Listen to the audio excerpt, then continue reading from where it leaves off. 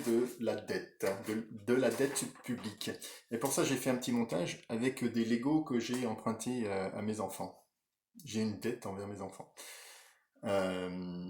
Deux choses, des recettes et des dépenses.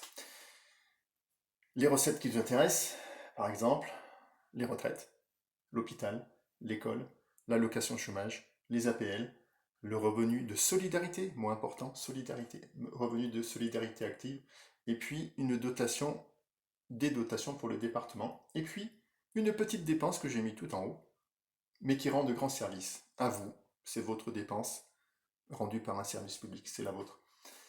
Et en face, il y a donc des recettes, donc la TVA, les cotisations patronales, les cotisations des travailleurs, le CICE, la flat tax, l'ISF, et il y en a d'autres. On voit qu'ici, on a une légère dette parce qu'on a plus de dépenses que de recettes. Alors, il y a plusieurs solutions pour résoudre cette dette. La Macronie, par exemple, choisit de réduire les recettes. La première chose qu'elle a faite en arrivant au pouvoir, c'est d'enlever l'ISF. Ce qui a pour effet d'augmenter la dette. Elle a ensuite fait des cadeaux aux grandes entreprises avec la flat tax et l'exit tax. Et puis des cadeaux avec le CICE. CICE, c'est 20 milliards par an, passé à 40 milliards dernièrement. Hein. C'est compétitivité, emploi, emploi. On n'a jamais vu des milliers d'emplois se créer grâce à ça. Et puis chaque fois que vous entendez la Macronie vous dire que le travail coûte trop cher ou qu'ils n'y arrivent pas et qu'il faut baisser les cotisations, eux ils appellent ça les charges sociales, ben, chaque fois qu'on baisse les cotisations, en fait, on creuse le déficit et on réduit vos services publics. Donc j'enlève des cotisations ou des charges.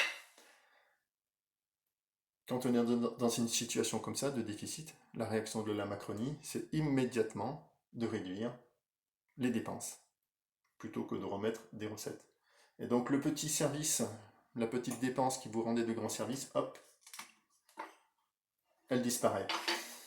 La dotation au département, soit elle arrête d'augmenter, soit elle baisse.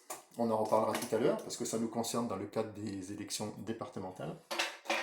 Le RSA, si on veut mettre le RSA jeune, eh ben on aura besoin de cotisations en plus. Les APL, 5 euros, boum, c'est parti. Prochainement, vous aurez l'allocation chômage qui va être qui va être appliquée en 2022. Et pour le département, je fais la connexion entre l'élection de 2022 et le département.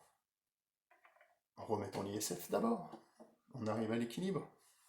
Remettons les taxes sur les grandes entreprises, comme Biden sait très bien le faire en ce moment. La flat tax, l'exit tax par exemple. Et ça nous permettra de refinancer les services publics.